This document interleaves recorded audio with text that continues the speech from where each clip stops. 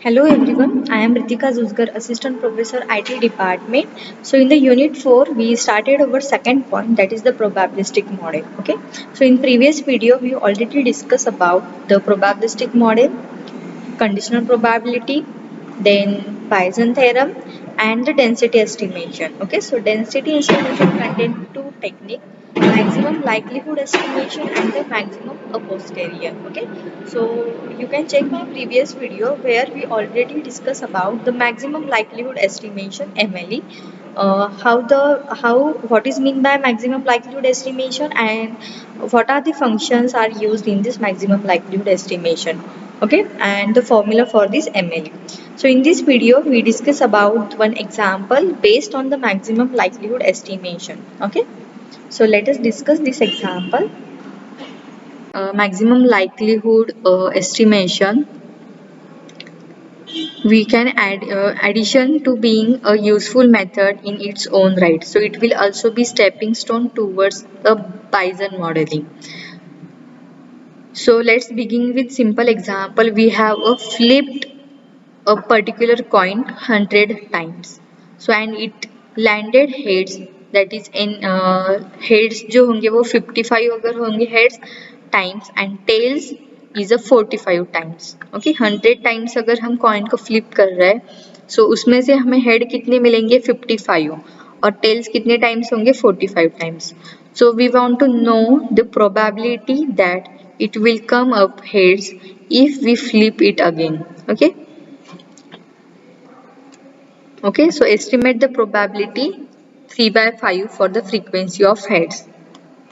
So हमें क्या करना है, estimate करना है probability for 3 by 5. तो क्वेश्चन है हमारे पास why frequency of heads, how good is this estimation by using this maximum likelihood estimation, and why is this is a machine learning problem. Okay, so first thing is why the frequency of heads. So frequency of heads is exactly the maximum likelihood estimation for this problem, and this maximum likelihood estimation has nice properties, that is interpretation, statistical, guaranteed, simpler and simple and efficient also. So if we are having the data that we have 100 set of coins. Okay, so we are assuming here d equal to x of I bracket square from I equal to 1 to n. Okay, n number of अगर हमारे पास data set given है, जैसे मैंने बताया था अगर हमारे पास 100 coins है, हम अज्यूम कर रहे हैं बस यहाँ पे अगर हमारे पास 100 नंबर ऑफ कॉइन्स है, सो उसमें से 55 हेड्स है और 45 टेल्स है. ओके, सो यहाँ पे हमने डेटा सेट गिवन है हमारे पास एक्स आई, जिसमें से i equal to 1 to n. X i is a set of, जो भी हमारा एक्स आई का सेट है उसके अंदर वैल्यूज क्या है, हेड और tales. Okay, so probability of heads is what we are assuming here, two parameters. Probability of heads equal to theta and probability of tails is equal to 1 minus theta. Okay, so here we flips our IID. What is mean by IID? Okay, so independent and identical distributed. We are using the independent and identical distributions for head and tails. So they are independent because one outcome does not influence any of other outcomes, and they are identical distributed. What is mean by identical distribution? Because they all follow the same distribution, that is the Bernoulli distributions with the parameters theta. Okay, so yeah, IID means what? Independent and identical distribution. Independent, why these head and tails are independent? Because one outcome does not influence any of other outcomes. And what is mean by the identical distributions? Identical distributions because they follow the same distributions for head also and tail also, according to the Bernoulli's distribution with parameter theta. So MLE choose theta that maximizes the probability of observed data. हमें क्या करना है, maximize value find out करनी है. सो इसके लिए हम क्या चूज करेंगे, थीटा. जो थीटा की वैल्यू जहाँ पे ज्यादा होगी वो हमारा मैक्सिमम लाइक्लीहुड एस्टिमेशन होगा. So here, so consider the instances x1 to xm. such that the set of value of x can taken is known. Each is sample from the same distribution and each sample independently of the rest. जैसे मैंने बताया था IID का sample क्या होता है, हर एक जो सैंपल होगा वो इंडिपेंडेंट होगा, उसका डिस्ट्रीब्यूशन सेम होगा हर एक सैंपल का. Okay. The task is to find the vector of parameter theta that have generated the given data. So this vector parameter theta can be used to predict the future data. So जो भी हमें maximum theta की value मिलेगी वो क्या predict करेगी, हमारा future estimation value data predict करेगी. Okay. So head or tail. Okay. So when tosses it can land in one of two position, एक तो हेड होगा या फिर टेल होगा. Okay. So we denote by theta the probability of PH. And estimation task is what, given a sequence of toss sample. हमारे पास toss sample x1 to x1 x2 up to the xm. तो यहाँ पे xm use किया है और यहाँ पे मैंने xn दिया है. ओके. n नंबर ऑफ या फिर m number of. Okay. So we want to estimate the probability. हमें probability किसके लिए find out करनी है, टेल के लिए find out नहीं करनी है, हमें किसके लिए करनी है, frequency of heads. Okay. So हमारा estimation किसके लिए होना चाहिए, heads के लिए होना चाहिए. Okay. We have to find out the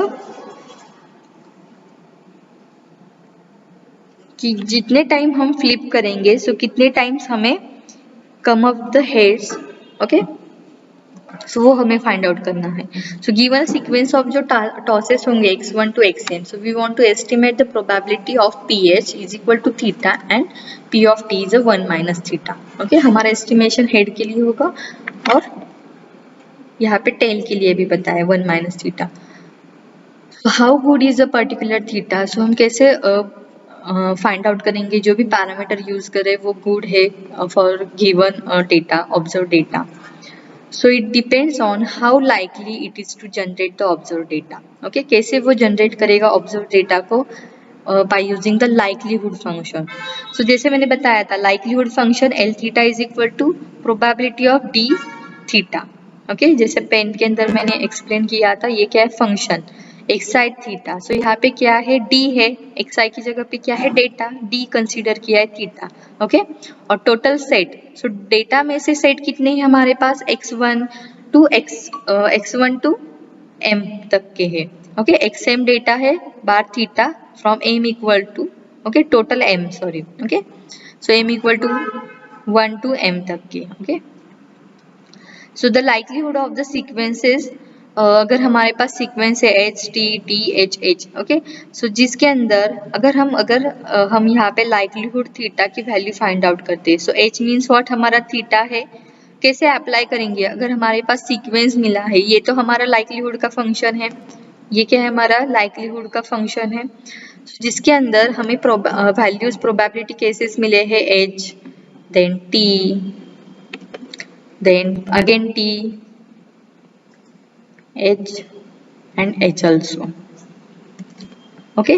So L is equal to is what, h की वैल्यू क्या है हमारे पास, theta into 1 minus theta.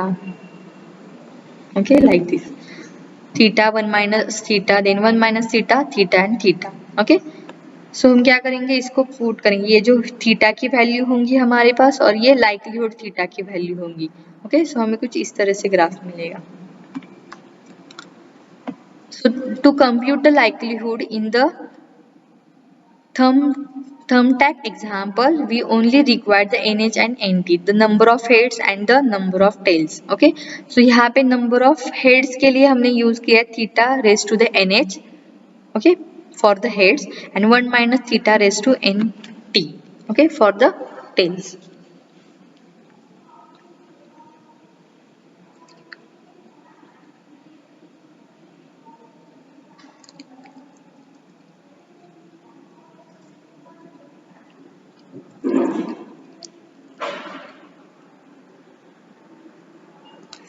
So here we define the likelihood function L theta, which is the probability of observed data, as the function theta. So in this coin example, the likelihood is the probability of the particular sequence of H, that means head, and particular sequence of T, that is tails. So now the L is the function of model parameter. Okay, L is the function of model parameter, that is theta, not for the observed data. Observed data के लिए नहीं, हम यहाँ पे theta means जो भी set of parameters है उसके लिए चेक कर रहे हैं. So this likelihood function will generally takes extremely small values. Okay, अगर हम ये वाले केस में भी the MLE principle is what choose the parameter that maximize the likelihood function. This is one of the most commonly used estimation in statistics. Intuitively appealing, one usually maximize the log likelihood function defines the likelihood of theta is equal to log of LD theta. इस तरह से हम उसको log apply कर सकते हैं. Okay, अगर हम ये वाले केस के अंदर इसको अगर log अप्लाई करेंगे सो उसकी वैल्यू क्या होगी, log of theta raise to NH means क्या होगा, NH log theta plus log of 1 minus theta raise to NT means what, plus NT log 1 minus theta. Okay, so if you are using, अगर हम directly likelihood theta की value find out करेंगे so हमें कुछ small type की value मिलेगी. Okay, so therefore in practice we almost always work with the log likelihood function. जैसे मैंने यहाँ पे बताया था, अगर लॉग लाइक्लीहुड अगर हम यूज करते हैं, ओनली अगर लाइक्लीहुड अगर यूज करते हैं सो मैक्सिमाइज वैल्यू हमें कुछ इस तरह से मिलेगी, मीन स्मॉल वैल्यू मिलेगी, एल थीटा की वैल्यू जो होगी वो. बट अगर हमें मैक्सिमाइज वैल्यू फाइंड आउट करनी है सो हम अगर उसके ऊपर लॉग अगर अप्लाई करेंगे, लॉग ऑफ एल थीटा अगर अप्लाई करेंगे सो हमें कुछ इस तरह से वैल्यूज मिलेगी. ओके, ज़्यादा वैल्यूज हमें प्रेडिक्टेड मिलेगी. ओके, तो ये यहाँ पे log अप्लाई करेंगे तो कैसे होगा, log theta raise to NH means NH log theta, log of 1 minus theta bracket NT means what, NT log 1 minus theta. Okay, so यहाँ पे बस हमने log लाइक्लीहुड फंक्शन को यूज किया है. अगर ये वाले केस के अंदर थीटा की वैल्यू अगर 0.5 कंसीडर करती हूँ, सो ये 0.5 वैल्यू को अगर मैं इसके अंदर पुट करूंगी सो हमें log की वैल्यू स्मॉल मिलेगी. अगर सेम थीटा की अगर 0.5 वैल्यू ये वाले केस के अंदर मैं पुट करती हूँ सो मुझे कुछ ज़्यादा फॉर्म में हमें वैल्यू मिलेगी. ओके, एंड इजीली हम उसको सॉल्व भी कर सकते हैं, जो भी हमें आंसर मिलेगा उसको हम इजीली सॉल्व भी कर सकते हैं compare to this first equation.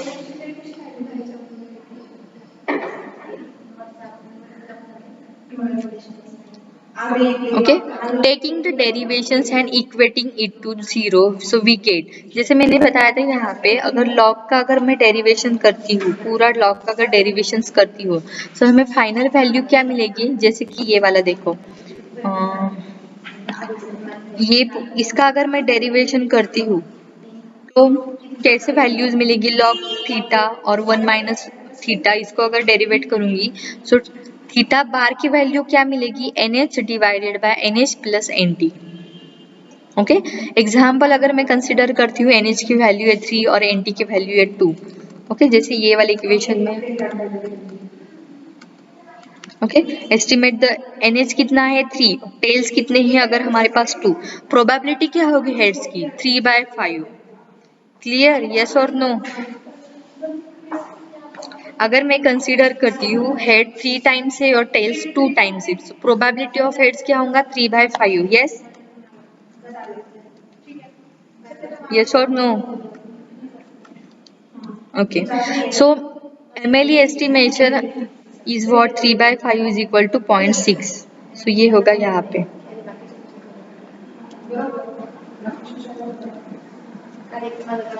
Clear, understood.